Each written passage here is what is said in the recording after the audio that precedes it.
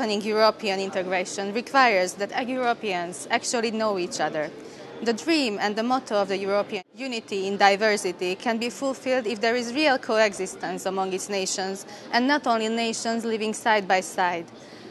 I'm talking with Mrs. Doris, member of the European Parliament. How do you see the role of education with this regard? Do you think that contemporary European structures actually fulfill their roles with regard European nations knowing each other? It is a big task, and as you said correctly, education plays a very big role. And therefore, since '94, we try to bring as early as possible, European ideas in schools via our programs. The Comenius program is one of these programs which brings kids together of 4 or 5 different school classes in different countries, working on the same subject, coming together or exchanging via emails. So they find out what does it mean to be European, that the Portuguese kid is approaching an idea in the same way as a Czech one or a Hungarian one. On the other hand, you know that we have the Erasmus program now for a long time, 87 on, and I think this was really a very successful program which brings students all over the countries together. But it's not enough, because students alone, we have a lot of people who are not students, who are working in another field. We need people coming together on all levels of working, of living, and there should not be a social exclusion because they don't have the money to go somewhere. And therefore, we are trying to extend our new programs also with kind of loans for people, for young students or workers who want to go out and to make stage or something else. On the other hand, we have the youth programs. We have the voluntary program, European voluntary program, which is really great. We give a chance for people at the age of 18 until 28 to stay 6 months or a year somewhere in even 46 countries. So I think this is something which is helpful, but it's not enough. Each nation, it doesn't matter if it is Hungary, Germany, France, they take care of the future of the kids in the schools, bringing them really the idea of Robert Schuman really in a daily work in front of their eyes. They should have vision, and this vision is really it's like a luxury, and we should keep, because if we don't have it, this European Union will fail, and that will be a bad future for our kids. I see. Our program is both for students who are coming from the European Union and also students who live in Serbia and in Ukraine, so they are coming from beyond the boundaries of contemporary European Union.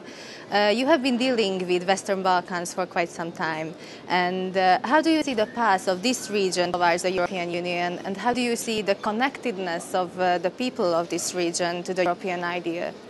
If I speak to the Western Balkans, which means Serbia, Bosnia, Montenegro, Macedonia and the others, I think they have a very delicate short history in the 90s. So I think to overcome what has been done in this time is very difficult. You see it in Serbia. They have the problem now to behave vis-à-vis Kosovo correctly.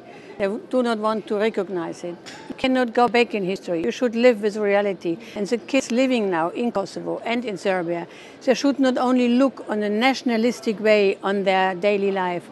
They should really see that both will go sooner or later to become member of the European Union, and they should try to easing the daily life. We have seen it also in Bosnia-Herzegovina.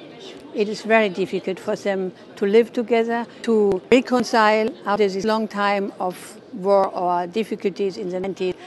I think a lot of things have to be done, and therefore we need good educated people.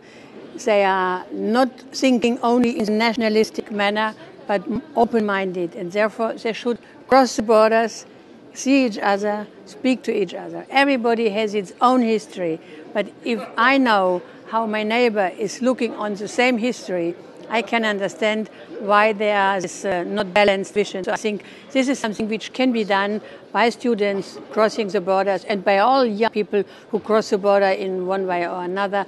And therefore I am very thankful that a lot of organizations, as yours, for example, is doing this, because people need to be guided in this direction.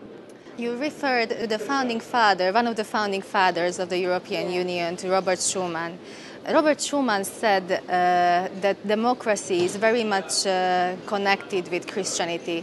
Actually, I'm quoting him that he said that the European Union, European democracy will exist if it will be Christian or it won't exist. So how do you see in this light current European democracy when seemingly secularism is the ruling ideology? I think secularism doesn't exclude behaving in a Christian way, because the values of democracy, they're Christian values, and it is not against any other religion.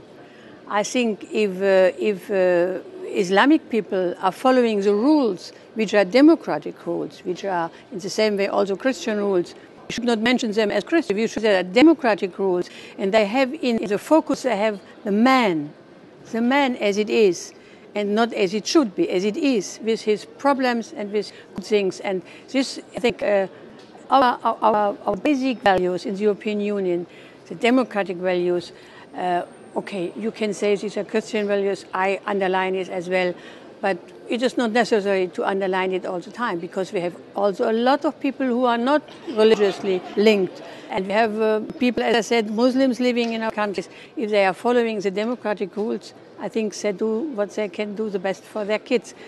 Leaving it to Robert Schuman and his ideas, I'm following it totally, but I'm not excluding anybody, because the values we are following, they are the democratic ones. And where they ever have the roots, we can know it, but we should not tell it each day. It makes perhaps somebody restricting, you know. Right.